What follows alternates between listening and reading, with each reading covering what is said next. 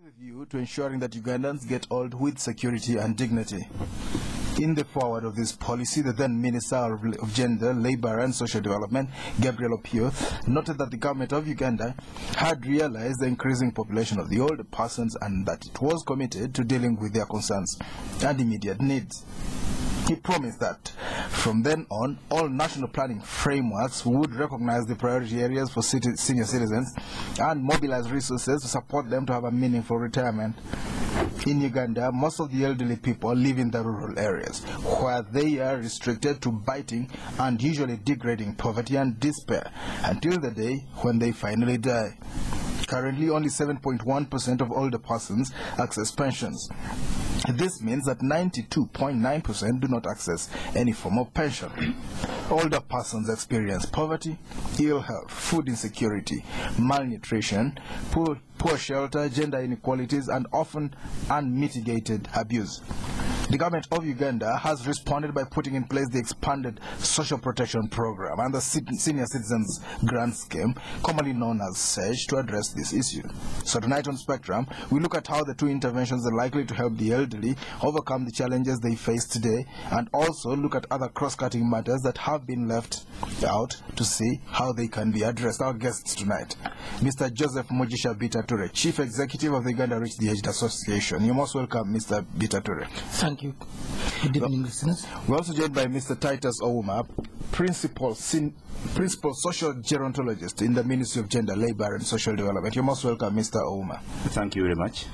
Could you begin by telling us what exactly you do? Who's a gerontologist?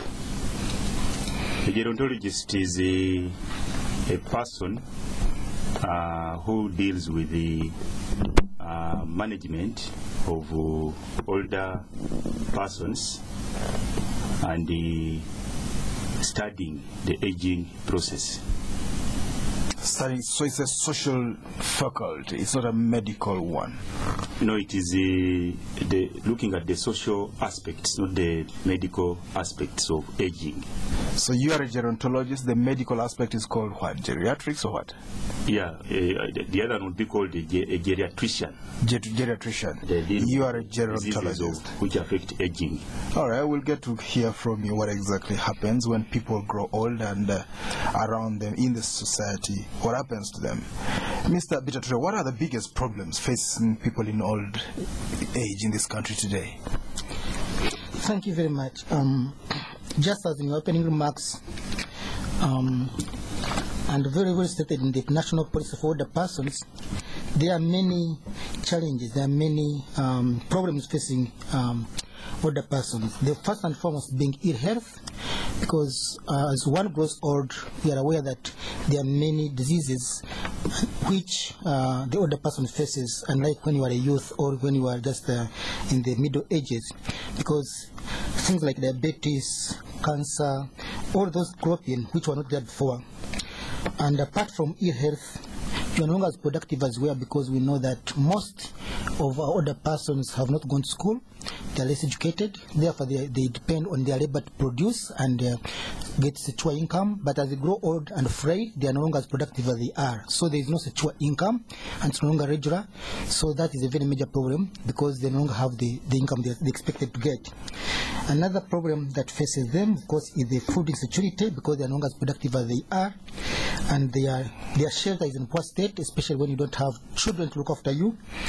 But worst of all is the mindset and societal attitudes. Sometimes when you grow old, at times people don't look at you as that you are no longer productive, therefore should not be accessing basic services, even like health. When you go to hospital, the older person is not treated well in terms of the health service providers. They say the lining up is difficult, he no longer can line up. Even walking to hospital is difficult, but even getting medicine, the medicine is not there because it is expensive. On the drug list might not have been got from national medical stores. And of course, the attitude of the youth, even society, in in the past, the whole community would care for another person. You would find children fetching water for another person, even firewood, but not these days. Let's get that clear. In the past, people cared for old people. They did. These days, they are busy with other things. They are busy with their own things, and also this. I mean, a very common saying in my language: when hair grows, it sucks young ones. But now the youth say that when a hair grows old, should die instead of being looked up by the children. So that tells you the attitude of the people, the attitude of the youth toward the elderly, and it is a very, very big challenge on those attitudes. And also they face abuse in terms of land grabbing, their property being taken away, even sometimes by the relatives, even sometimes by the grandchildren. So there is abuse in terms of property. There is also abuse. Sometimes we have had stories, they have appeared in the press where they have been raped, a young woman raping an old woman. So all those forms of abuse. So there are many challenges, there are many problems associated with the elderly, and those are some of them. You mentioned societal attitudes, and you say this is a bad thing, really. People should change their attitudes towards old people. True, it is, and it is, and you know, like, it's changing certain attitudes is the most difficult thing. Attitude change, behavior change takes time, and this needs concerted effort through the press, through the media, through the bylaws in the community. But it is a concerted effort, and it's going to take long. Well, somebody has said that you can tell where a society is going, whether it will be alive for long or not, by the way it treats three things. One, how it treats its language, its forests, and its old people. And you're saying, let's look at how government can help. Mr. Uma, how can government help here? Yeah, thank you very much, moderator. Definitely, government has come up with a number of initiatives to help older persons, to integrate issues of older person in the development process. You are aware that the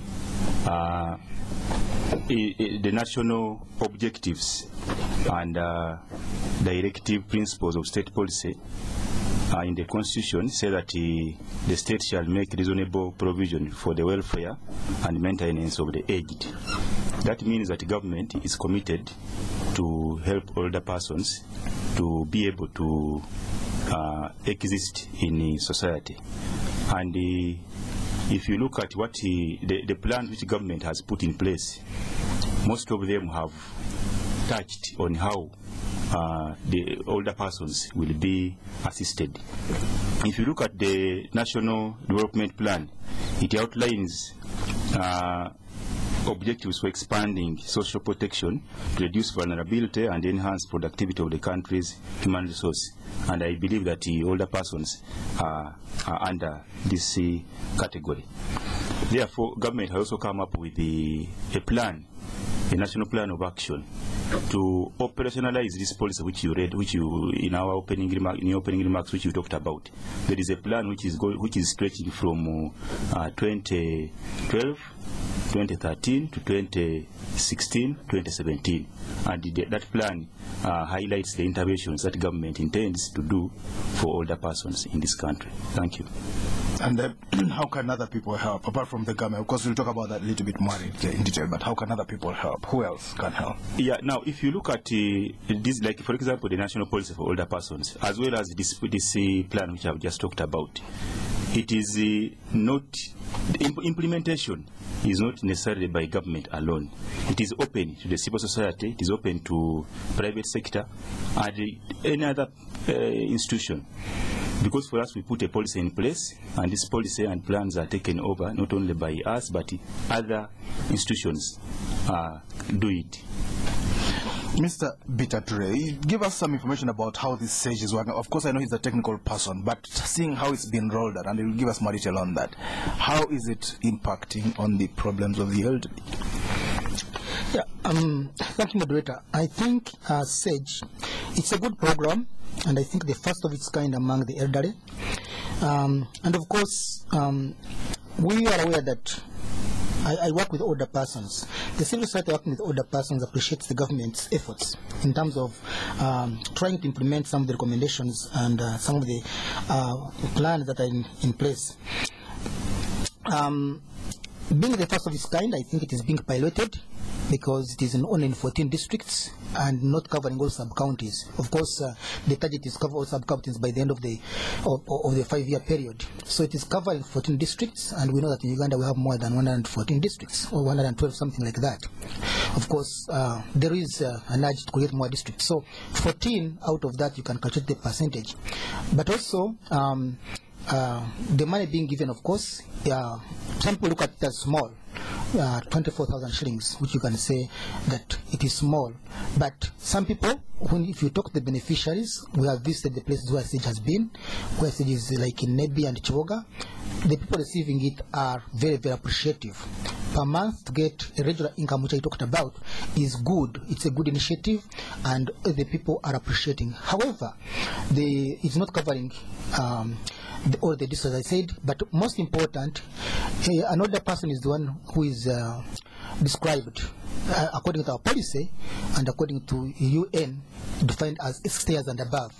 But our cash grant, this stage starts at 65 years. So already you are discriminating from already by 5 years, except in Karamoja, which is at 60.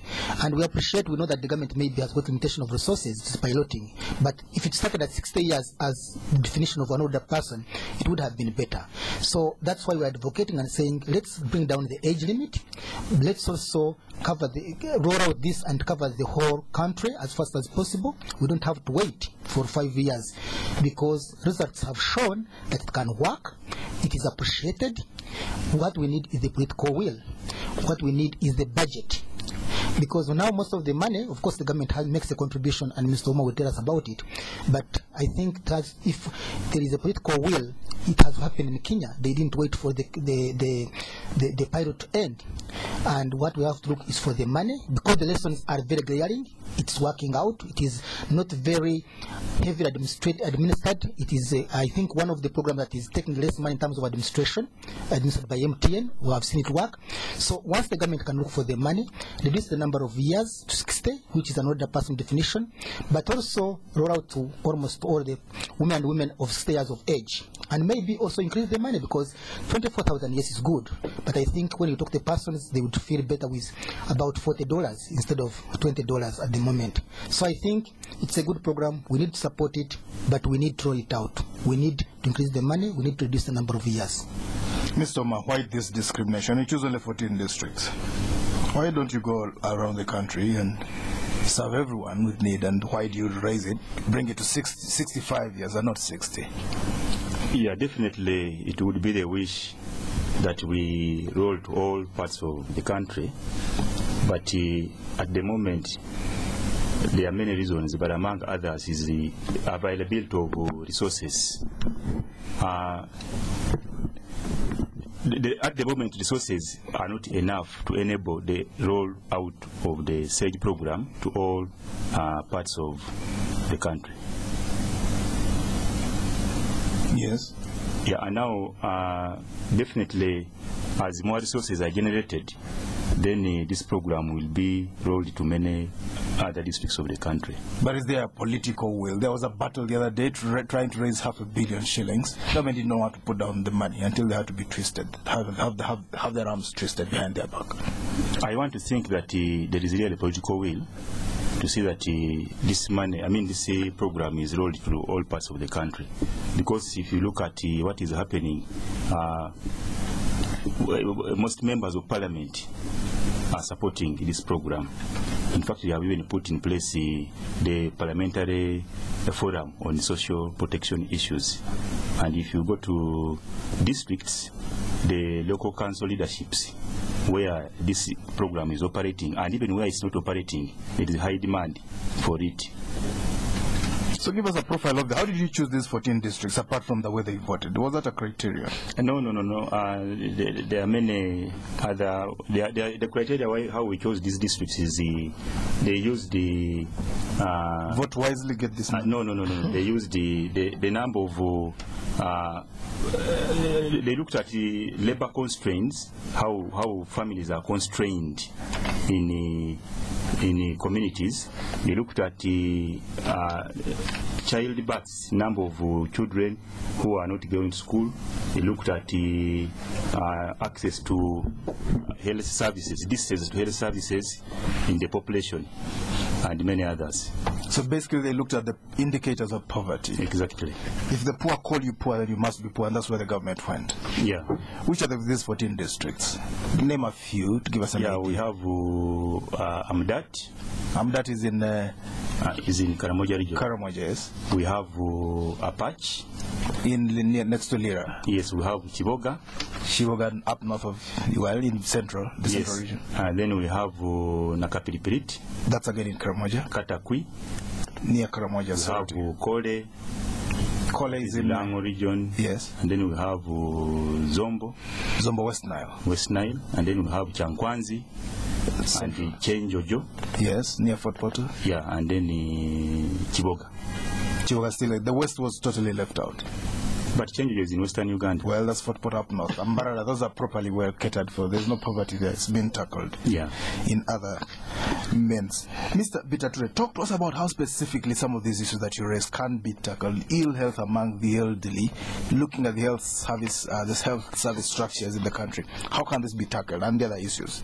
Ill health, proactively, apart from the SAGE grants. Thank you, Mudita. Just as I joined at the rest discussion, I think the government commitment, I think the body is willing, but the heart is not there. The spirit is weak. The spirit is weak. Why am I saying this? It's because in words it's okay, the members of parliament are saying yes, but I think when we got the budgeting process, that's where the problem is, the distribution of the resources. In the papers has been said, we have know the programs, the policy is there now, the national action program action for implementation of the policy is in place now. Recently the parliament passed the National Council for Older Persons bill to create National Council for Older Persons. I think that the body has worked a lot, but now the heart, the soul, to allocate the resources, and that's the crux of the matter. It's the other way around. The spirit is willing, the body is weak. The body is weak. So we'd like to see more resources allocated. I think if it was possible, it would be done. We have seen the youth being allocated billions of shillings of money. Maybe because they are violent, maybe because and for me, they also vote. They can vote to polling centers. Old men cannot vote. So old men vote. Maybe not.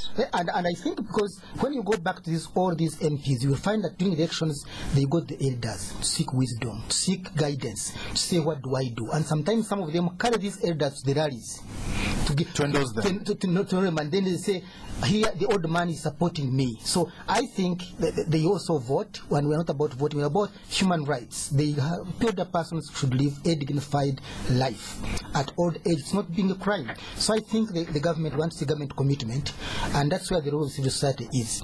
You asked me about ill health, which is a very, very serious problem among the older persons. First of all, their diseases are complex. Diabetes, the heart, all those. When you go to Mulago Heart Institute, see the line, you will count out of 100 people, 99% are older persons. So what does that mean? It means the government has to locate more resources. And in Mulago, you have to pay consultation fees in that institute. How does the older man get there? It's only in one place. People must travel from up country. Others, I'm sure, have died because they don't know what they have suffered from, because it's very expensive. You have to come to Mulago Heart Institute. The only one of its kind in the country.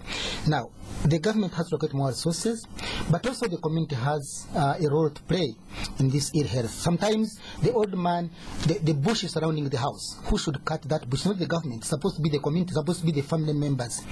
Also, the community can play a very great role, getting clean water for this older person, and making sure that the environment is clean where he's living, the sanitation, and so that he does not contract malaria and then get other diseases.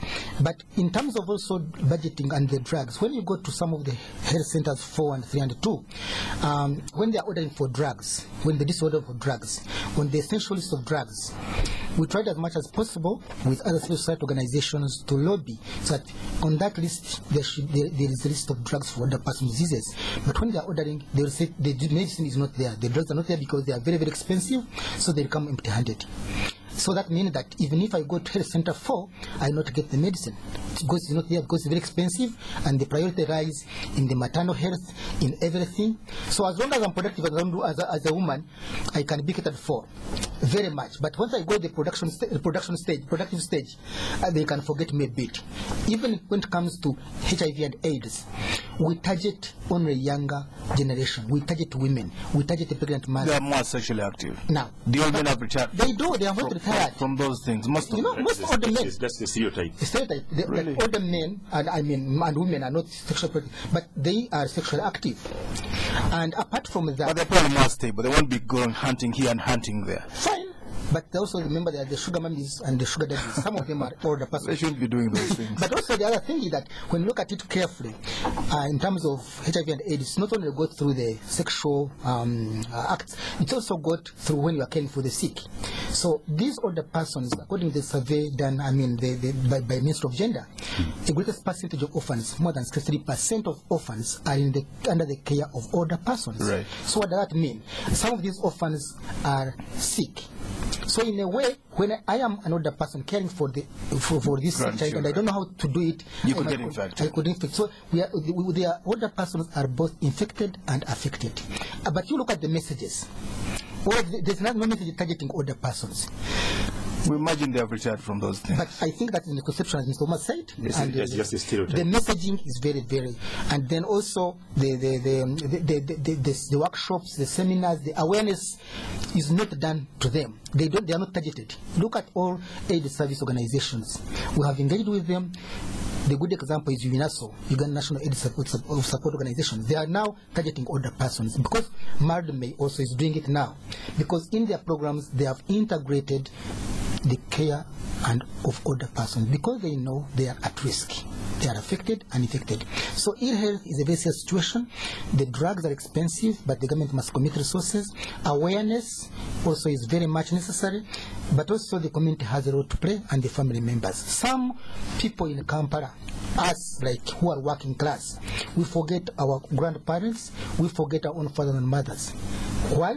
Maybe we don't have the money, the economic situation is difficult, we have got many. But these days you don't need transport to go there, you can text them money. By mobile money. Now, as we criticize the government that is giving little money, if you ask us how many the working class are sending that little money every month to our parents, you would get the answer, and it is very shaming. So maybe as we critique the government, we also have a role to play as civil society, as individuals. Every individual has a role to play in this affair of caring and supporting the older persons. Well, listeners, this is Spectrum on Radio 1 tonight, tackling poverty and other challenges. How should government deal with the worsening situation among the elderly? We're going for a break. We'll be right back. Me, I am a village woman. I grew up with 4 brothers and 5 sisters. Things were difficult. We had to struggle for food. My parents couldn't take all of us to good schools, so I had to work as a house girl to make ends meet and look after my younger brothers and sisters. Now, I have my first child. I would like to spend a little more time raising her to ensure she gets the best I can offer. I know that with too many brothers and sisters to compete with, it will be hard for my child to have a chance at a good life. For my child's future, I have made a smart choice to use injector plan. The nurse said all I have to do is take one injection every 3 months. And then I won't have to worry about suddenly becoming pregnant. This means my child will have space to grow without having to struggle to share the little we have with too many brothers and sisters. That is my smart choice. What is yours? Condoms, pills, injector plan, implants, and IUDs. There's a wide range of family planning products available to you. Talk to your health provider to make your smart choice and live a good life. This message is brought to you by Ministry of Health and supported by USAID and UKAID. Good life. It starts with good health. John, Mike, and I, we go back a bit. We knew John at the beginning, working for someone else. But he was different. He had vision, saw opportunities. He started working towards his goal, opened his own garage, and worked, learning the hard way. His reputation spread. Trust, consistency, quality. Soon people were coming to him from all parts. He made himself and his whole street prosper, and also helped friends, seeing potential in people and helping them on. But John never shouts about all his success. He's just who he is. Special. So here's to men like John, who make a difference, who enjoy Nile Special, the rich, satisfying taste from the source. Nile Special.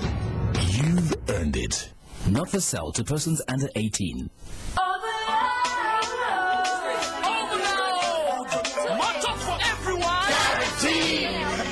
Everybody talking like this in the car, this in the bar. Doesn't even matter wherever you are. With overload, what you really don't know is one number. You get a little bit more. A little longer. Send text to all your loved ones and love a little longer.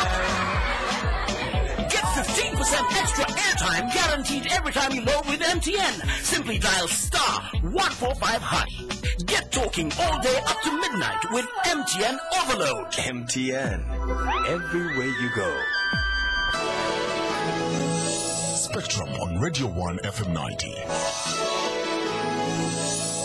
Welcome back on Spectrum tonight, tackling poverty and other challenges. How should government deal with this worsening situation, especially among the elderly? Our guests tonight, Mr. Joseph Mugisha, Bitature, Chief Executive of the Uganda Reached the Aged Association, and Mr. Titus Ouma, Principal Social Gerontologist in the Ministry of Gender, Labour and Social Development. You will be able to call in and contribute to this discussion. Mr. Ouma, let's talk about this 24,000 shillings that's given to these people every month. What does it do for them, and exactly what does it do? What can they get out of 24,000? In Kampala, you buy one plate of food, you go home, you don't even have change. Yeah, that is this money. Ideally, when somebody looks at 24,000 shillings, they think it's not enough. But generally speaking, evidence from the field show that older persons who have benefited from this money are very happy with what government is doing.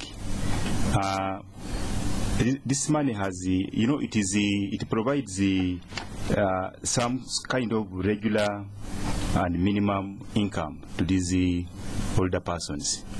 And among others, it has helped them.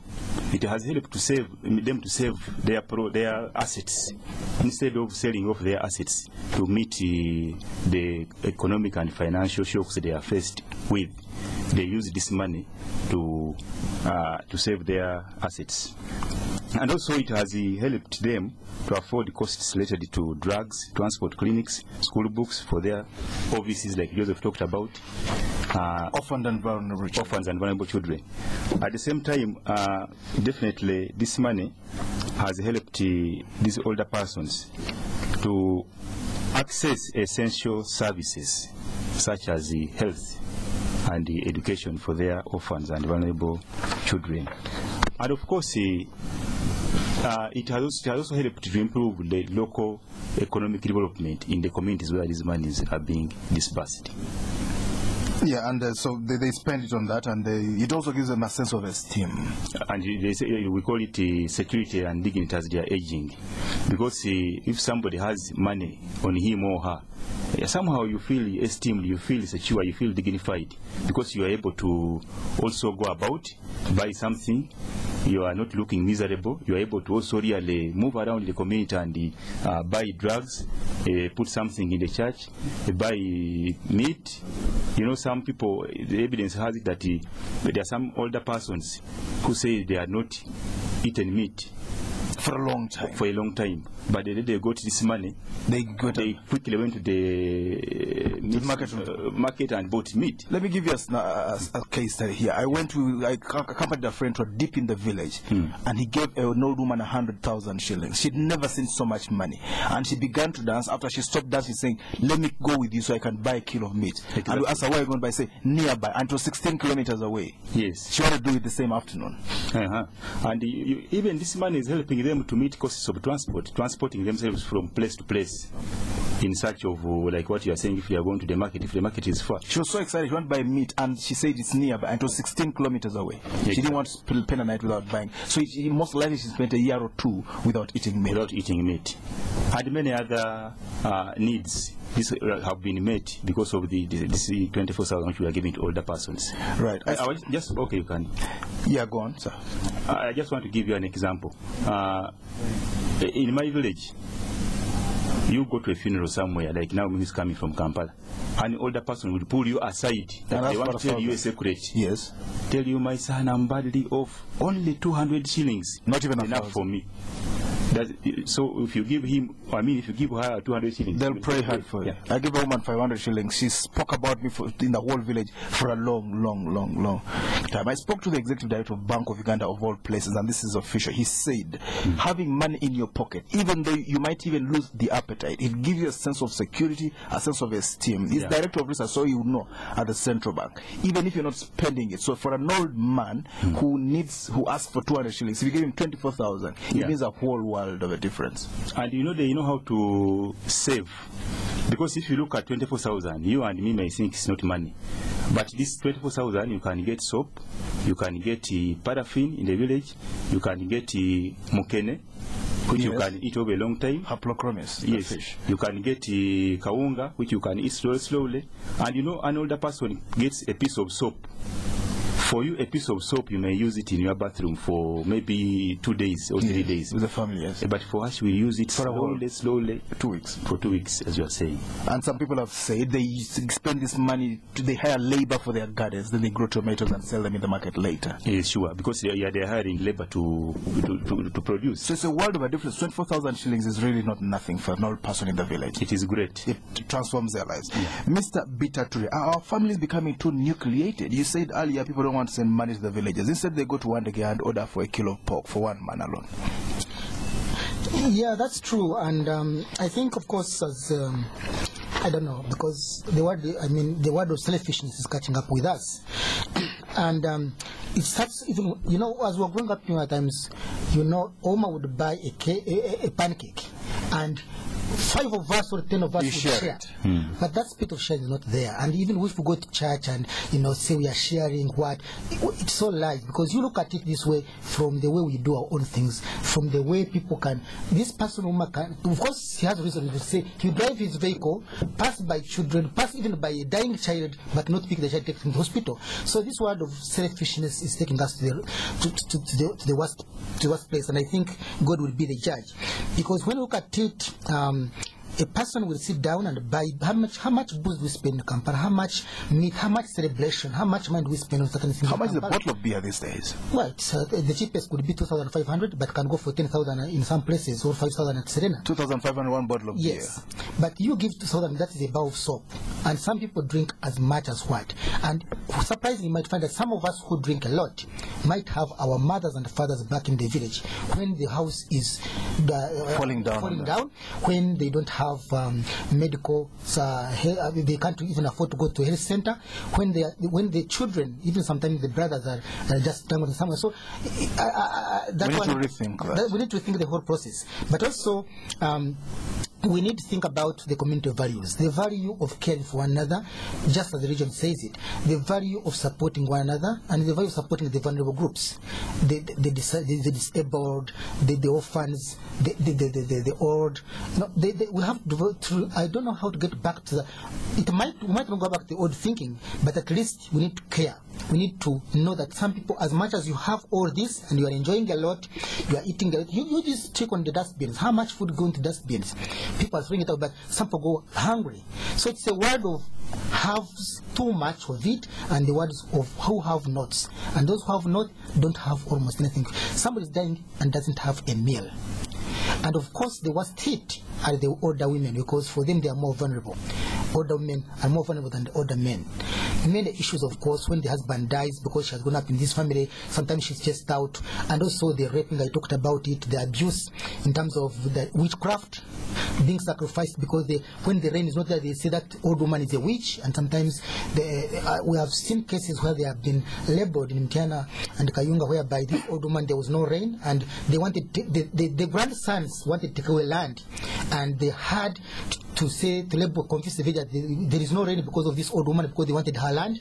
So there are many stories of aid abuse, and that is the whole attitude change which we need to think about. And of course, the laws to protect these persons. I don't have the money to hire a lawyer.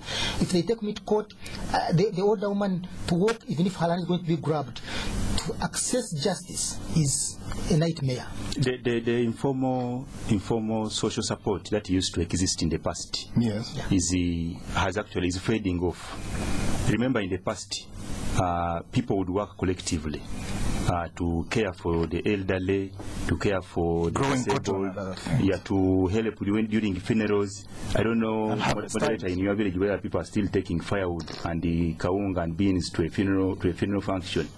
That kind of thing is coming to the end. And this is because of... Sometimes I don't come from very far from here. Here in Mukono, people hire funeral services sometimes. You see? But those days people would come and do it. The community would come and do it. The community would come and look after an older person, help to construct for him or her a house, clear the... Community service. But now that is changing. And that's why government is now coming in to provide social protection. To overcome, to cushion them a little bit. Really, what is happening now? Mr. Bitature, should we simply build homes for the elderly, centers or homes where we put them? And very interesting thinking, and I know that the government and the Ouma will put me right if I'm wrong. The government does not support this institutionalization, building homes. Doesn't mean Kenya having other developed countries. And in developed countries they are there. I was in a national workshop, and there are stories, evidence that older homes are a transition to quick death. To the grave. Because, imagine I have grown up in a different environment. I'm now 60 years, and you bring me with Mr. Oma who grew up in Busia, and I grew up in Bushenya, and you put us in a home. Nothing to share, nothing is bringing us together. And sometimes as you grow old, you want to go back to the memories, you want to see your grandchildren, you want to see community support, you want to see people whom you know. And 60, you really are very young. The president of Zimbabwe is 88, exactly. He's still president. Yeah. Now, that one of course has got all the resources at his disposal and everything, and TV. But imagine people who never grew up together.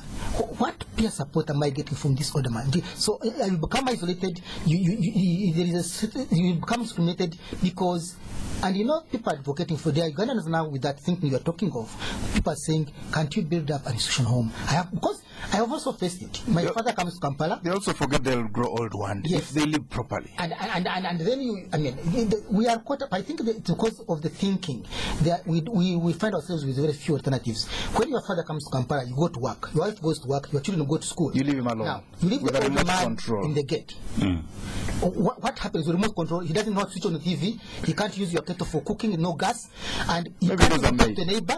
Maybe there's a maid. Now, so what happened? The maid is just watching TV, just cleaning houses and so on. So what happens eventually? This old man becomes more sick because there is no sharing. Sometimes sickness is psychological. So I think that what we need to do is not think around institutional homes. I think in Uganda there is only one institutional home. Which one is that? That is Bakateyamba by the Catholic Church. The Cardinal Subuga. The Cardinal Subuga, that's right. And I think that is the only, the visible one. And I think there are lessons learned from there. We have visited it, but of course that one is church founded, and maybe there are other values. There are people who come there who really care, but you bring employees to care for the elderly. Somebody must have a real heart to care for these people, real nursing, because as you said, they are children, they are young. So some things which they are doing when they were young, they do, because sometimes they eat and they can't lift the plate off the ground, take it somewhere. Yes, they can't trace the way to the toilet. So it needs a very close person. It needs a person with the heart. So there are all issues surrounding institutional homes, and I think as an organization, as civil society, they are not the answer. We are not, and also we are not advocating for it. And we care when you turn it around, some babies are being taken to kindergartens too early sometimes. And daycare centers, 1.5 years old. That is now the starting of the decaying process, because that child needs the father and the mother. That child needs real care. When will that child ever know what is called love? But you have a job with a bank, and the wife has a job with a telecom company. Fine. 1.5 years old, take them out to a daycare center. And I think a study needs to be done by the ministry or VC department or the ministry of, because what are we producing? What generation are we producing? With what values? When they grow, what will they become? Robotic what will minds. they value? And that's why government is promoting care for older persons from the home setting, from the community setting. So government is not interested in homes, homes for the elderly? No, it is done at community level and family level. But even as we said, in developing countries, they are reverting to the community-based care. They are reverting for nurses to move around and find people in their homes, in their communities, and care for them and nurse them, give them medicine, talk to them about stories, and a person is within his community setting. It's more natural. It's more natural than. And they also give back. They have a lot of memory and knowledge that they need to pass on. Yeah. But I know some of us are very stuck, and we don't know how to put our old fathers and mothers. So and we are very advocating because we have the money sometimes, and we say, I can pay for this old man to be an institution, and people are advocating for it. And some people have come with proposals, and I know that the ministry is going to get those NGOs and say, can you just ask, we want to build an institution home for the elderly? You'll pray for them. Well, this is Spectrum on Radio On tonight, tackling poverty and other challenges. How should government deal with a worsening situation among the elderly? You can call in now. Our numbers 0414-348-111, 031-226-0390, 031-226-1390. When you call in, please tell us your name and where you're calling from. Mr. Uma, what is the government planning to? Can it sustain 125 districts with old people, all the counties? Do you think they can do it? It is possible. Just as I said, if the resources are enough, it is possible for government to sustain. Because by then the number of older persons is not much in the country. Yes. There are just 1.4 million people. 1.4 million? Yeah, as per the census of the last census. If government can do UPE, they can do the elderly. Exactly. And also there are countries which are poorer and have managed to implement such a program. We have a caller on the line. Spectrum, hello? Hello? Yes, sir, your name? Yeah, good evening. Thank you for that program. My name is Paul. Yes, Paul. And I think that is a very encouraging initiative that is being taken. My little input is that there has to be probably deliberate affirmative action from the side of the government to find a way of putting these people in active life. There's simple things like, if in an election process there's votes counting, voter registration, simple things like this can easily be done by people in their 60s and 70s. Unfortunately, they are taken out of life, especially for civil servants, and all of a sudden dumped. They have a wealth of information, but they just cannot be placed back into anything. I hope the government can take some initiative in this case to put them in some simple activity. And also for us in our culture to try our level best to take care of these people. For example, if an elderly jumps on a taxi, either the taxi out, you don't make him pay, or one of the passengers takes an initiative to pay.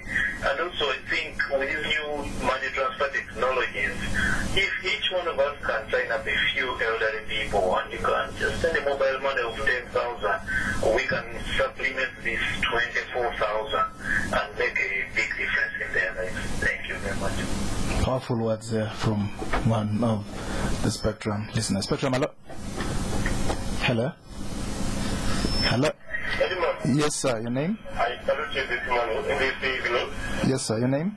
This man, other than taking your mama from Kasaija, my contribution today, I think sensitization can be better than other than coming on maybe because they have to go on the ground, sensitize people. I think that is the best solution effectively. They're going to be very effective. All right. Spectrum, hello? Mr. Paul Ouma. Titus Ouma. Vote counting. Can they count votes? Talk to us. Should government not mainstream them, give them jobs that they can do while seated at leisure? Yeah, is that a good thing? It sounds like revolutionary. Actually, it is good for government to have affirmative actions on issues that concern older persons. I just want to give you an example in Mukono here, whereby the district local government of Mukono has taken an affirmative action in which they, on every Friday of the week, older persons are given special treatment in health centers. They don't make lines, they don't buy books, and it has worked out. Older persons are now flocking medical centers, health centers in Mukono. In Mukono. So in Mukono, Friday is a Mukono Day for the elderly, every Friday. Exactly. So in the same vein, the government can come up with the affirmative action. Other districts can take it. Yeah, we are trying to see how we can extend this pilot, this affirmative action which has been taken by Mukono to other districts of Uganda. But there was a caller who talked about the need for sensitization. This is being done. We have structures in the districts, the community development officers who are responsible for elder and disability issues. They are the ones who are charged with the responsibility of going about to sensitize the communities about issues of aging, and even putting these policies which we have put in place, explaining them to the people in the communities. But I want to talk also finally about there was somebody who talked about the noise in the town and the touts. Yeah, there is a concept known as the age-friendly cities and communities concept, in which the World Health Organization is promoting age-friendliness in a city. If you look at our city in Kampala here, how age-friendly is it? Is an older person able to cross a road? Is an older person having a walkway along the main road? Is an older person able to access buildings, access banks? Is an older person, are there shades in the city here where an older person can go and sit? And what about the attitude of the people? When you see an older person, what are people saying in Kampala here? Do you help him cross the road? No, they are saying that what are you doing in Kampala? Go back. Time is over for you. How are the conditions in taxis? Are they given some space to sit well? In fact, when the older person climbs the taxi, to get out, they are rushing him or her to get out. So there is a concept of the age friendliness which is being promoted by the World Health Organization, and Uganda is also party to it, trying to promote it. And Kampala can become age friendly, you think? Kampala can become age friendly, and is actually age friendly because if you look at what is now happening, if you look at how the roads are being expanded, there are some shades which are coming up, but we need more sensitization in our leaders to see that they put these things to better practice. Mr. Bitature. Yes, please. Yes, there is active aging. Not all older persons are not active aging. Yeah, because they can still work. They can still do some jobs. They can still participate in census. They can do the vote counting as somebody suggested. So they are not all useless. They can be invited and they write books. They can be consulted. So it is not that they are completely useless. And I think it's very important that we think that we integrate them. But also, as Uma said, we need very supportive policies. Affirmative action is one of them. Not lining up in banks. No, at least that is very important. How does an older man stand in this line, in this queue of 100 people? Look at Stanbic. Look at. I cannot. It is very difficult. In hospitals, he has said there can be affirmative action, and we have seen this done for the disability. They have done it. The disabled. Yes. For women, there is affirmative action. Starting from pregnant women, and even girls. We have seen this happen across the board. So we can have affirmative action for this group which has served the nation and has grown, has not committed a crime, and we are all going to age. There is no shortcut. If we live well. If we live well, God willing, and everybody is going toward that. So so the youth, even those now who are just in policy forums, they better create a good space for themselves, because that's where they are heading. So let's talk about affirmative action, the Mukono example. Do you have similar examples in other places that you know of, Mr. Bitature? I think that Mukono has been a satellite district, and we have brought us at least to society where we are working, like in Kasese and Mundubujo and Iganga, and even Help Aid International working in Guru.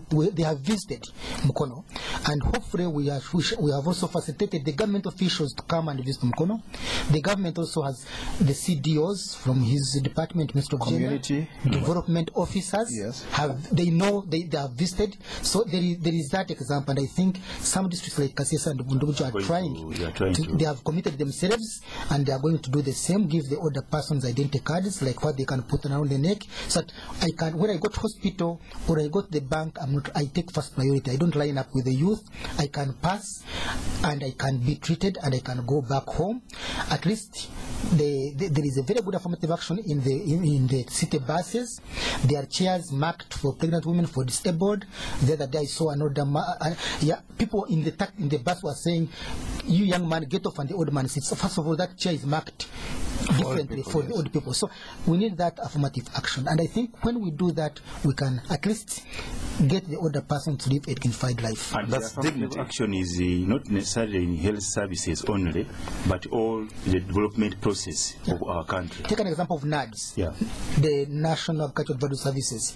If you are just going to support farmers, and there is this group of old persons, why don't we say, like, out of 10 groups supported every district, one of them or two could be of older persons? That is affirmative action also. Target specifically, you go out, target and support these older persons. Let's talk about a little bit about society. Let's draw some fault lines. Where did it all begin to go wrong? In the past, communities cared about their old people, even the families. Where do we begin to lose track? Is because of modern living. Let's trace it. Stress. People are stressed. Lack of money, poverty, rural to urban migrations, and people are becoming so individualistic. People are looking at me and my son, me and my children, not me and the wider community. And I don't know how these things are coming about, but some of such factors are the ones which are leading to the neglect of the older persons, the lack of that informal support that used to exist in the past. Community support. Yeah. What happens in other places? Let's look at some parallels. In other places? Well, developed countries. I think in the developed countries it's the same. I don't think there is. It's a thing of development, basically. Yeah, it is. The informal assistance is no longer there in the developed countries. I think it's just government. I mean, people are just working for themselves. I don't know what Joseph you say about that. Yeah, I think you are right, and I think it is now, if people are working for themselves, then it is the duty of the state, the responsibility of the state then to look after these people. Because if everybody lets them, the biggest shareholder, the biggest responsibility falls upon the government, and of course supported by civil society, by faith-based organizations, the churches and mosques, so that they can support these older persons. Because you might not arrest Joseph because he has not his parent, but then who is going to do it then? Now the government must put in place supportive structures, affirmative action, and also the government civil services like health, like being very sensitive in terms of transport, so that and also the sensitization, the awareness creation among the citizens. So it is a combined responsibility. The churches should talk about it, the mosques should talk about it, the civil society can talk about it. We need more awareness. Some people don't know. Some people maybe they are not aware. So much awareness creation, and then with the government support, streamline all aging processes, we have to go. Can be good. Thank you very much. So we should get out of the nucleus family. Let's extend it. We have to go. Thank you very much, dear guest, Mr. Joseph Mugisha Bitature, Chief Executive of the Uganda Rich the Aged Association. Thank you for coming. Spectrum tonight, Mr. Titus Ouma, Principal Social Gerontologist, Ministry of Gender, Labor and Social Development. Thank you for tuning in.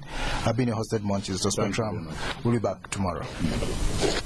At Tusker, our expert bros believe in taking our time to get things just right. Whether it's our malt lager or this radio commercial. So just sit back and listen. That's a bottle of Tusker malt lager being opened. Now it's